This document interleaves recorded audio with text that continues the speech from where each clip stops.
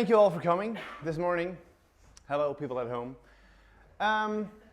Indeed, I'm going to talk about drones. And today I'm going to explain what a drone is, how I got in contact with the drones, and what you can do with them and what I do with them. But first, for the people who haven't seen the Dumb and the Mist movie, because some people may think, okay, who's that guy and why is he talking about drones? I'm going to show you the video, which is pretty much the reason why I'm here and why I work with drones.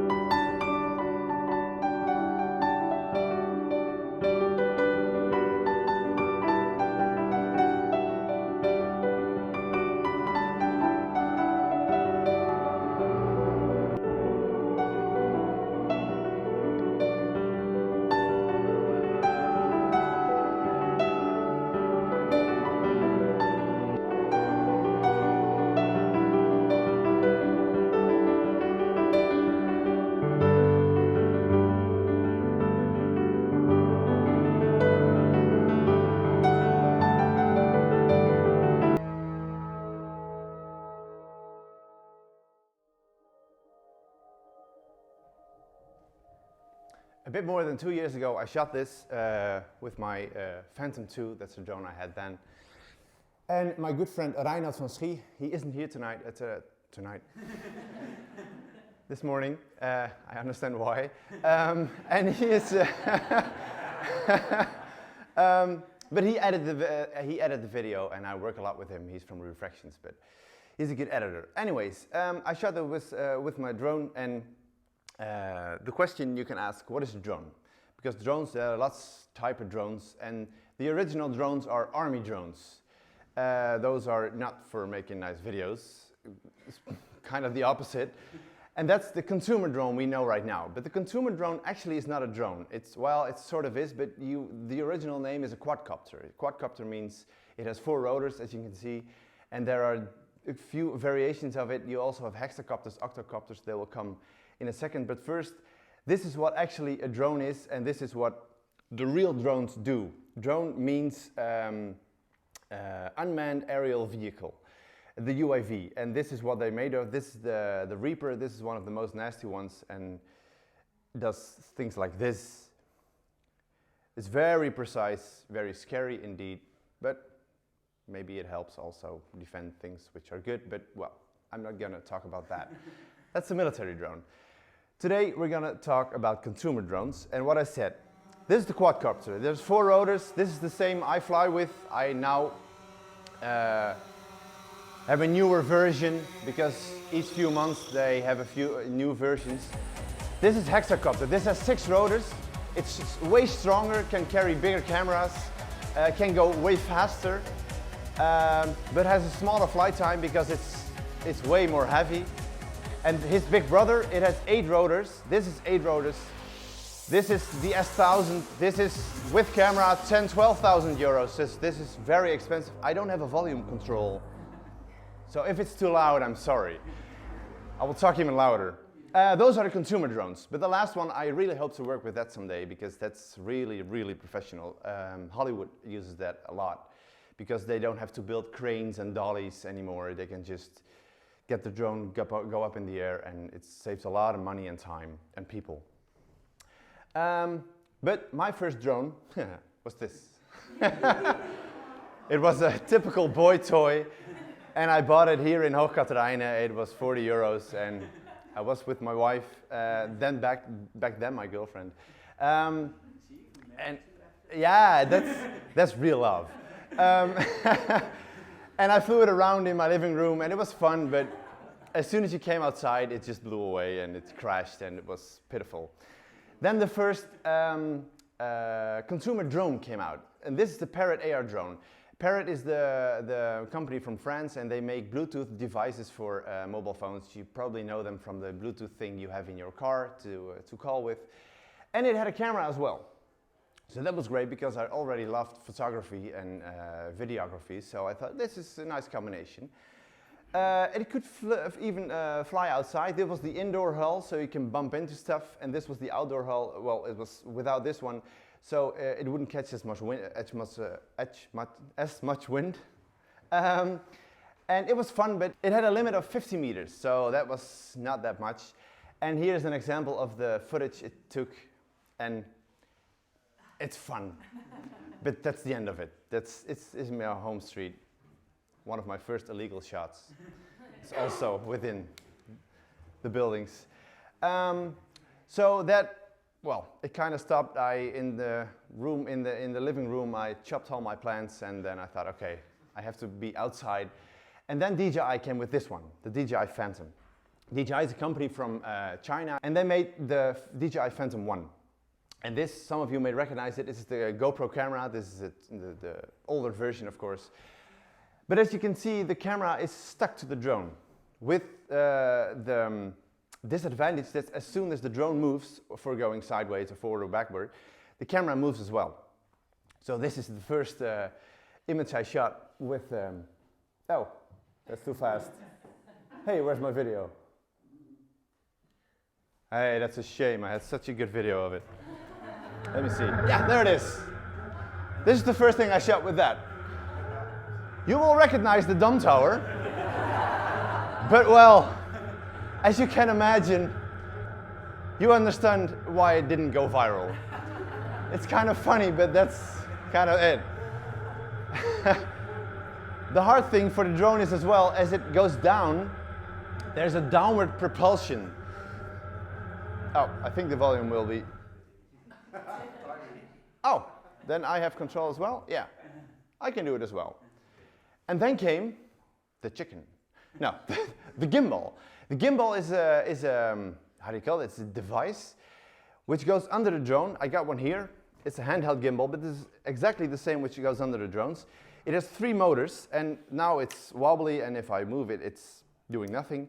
Now it calibrates, and it knows what the center is, and whatever I do, the camera stays straight. If I go sideways, which the drone also does, it goes very smoothly sideways.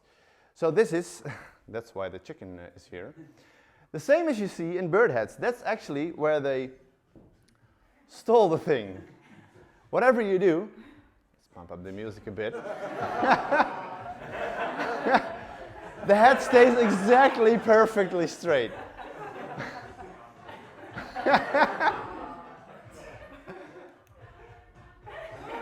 The chicken has no idea what he's doing, but it's brilliant what he does.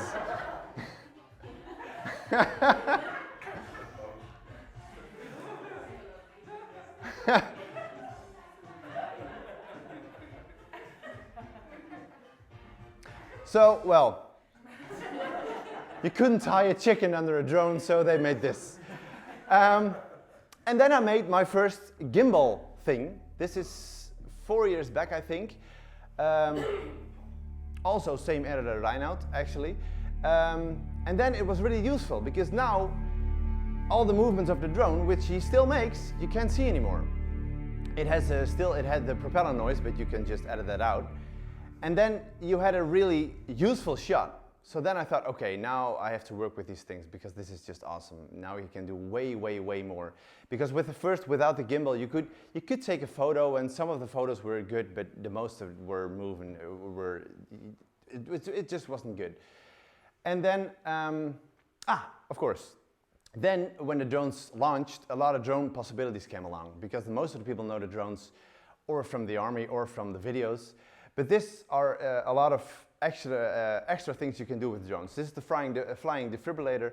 It's made by a student from TU Delft. Defibrillator, the thing you shock someone with who has a heart attack. It can come to places in no time, especially places as the islands, people who go, I don't know the English word for it, who go watloping, wet looping. Those people are, which get a heart attack, they can really be saved by this one. Also the Flying Lifeguard, it has 3 buoys under it, and it can go way faster than the cool Baywatch guy in his red pants. This is the search and rescue drone. This is actually a drone that they also use for videography, but also with a FLIR camera. FLIR camera is an infrared camera, and you can see through trees, through plastic, cars, everything. So if you need to search, or someone is lost, or you want to follow a perp who just ran off, well, this is perfectly for that. The agriculture also uses it a lot for 2 things actually. They can make photos of the landscape, and they can, after that, with computers, check the ground where it's fertile and where it's not fertile. So this drone knows where to spray more or less, and so the farmer gets up to 20% more crops out of his, his crops.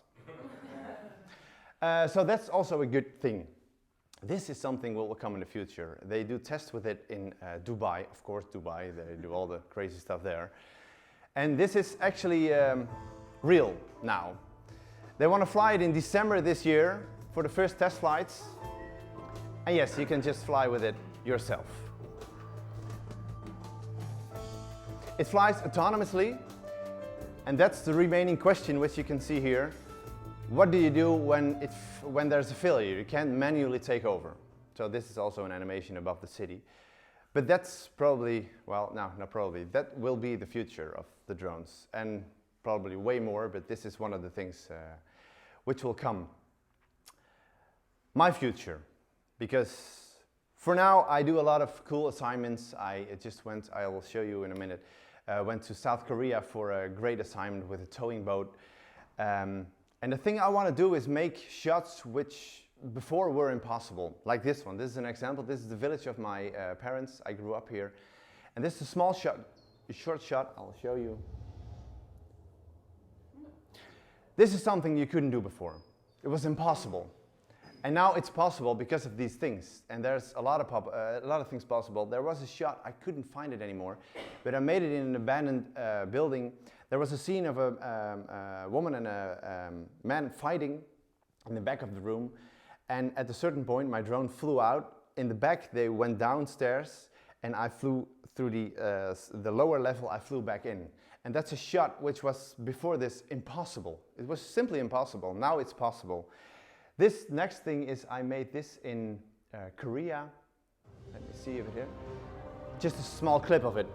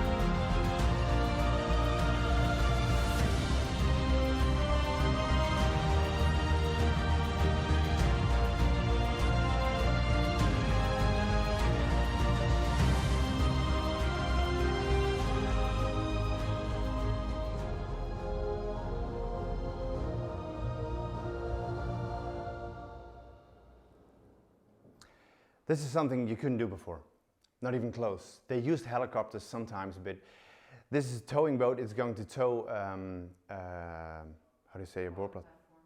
A what? Oil platforms, thank you very much.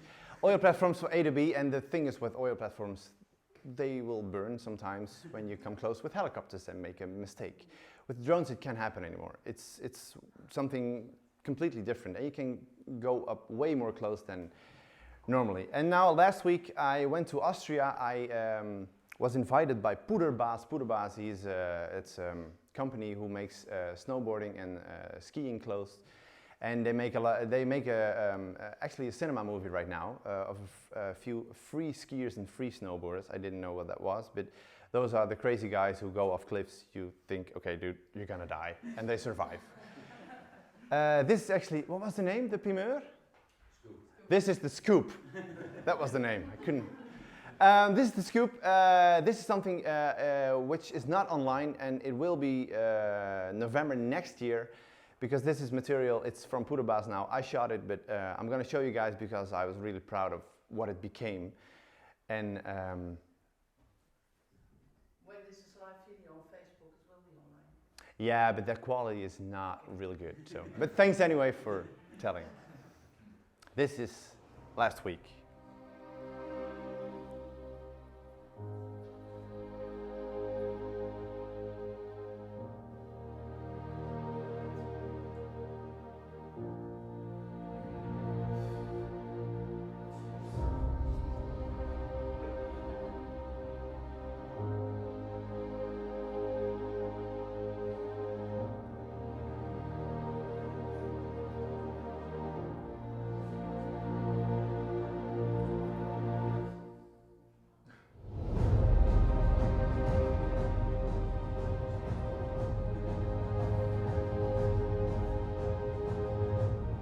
Those guys are insane,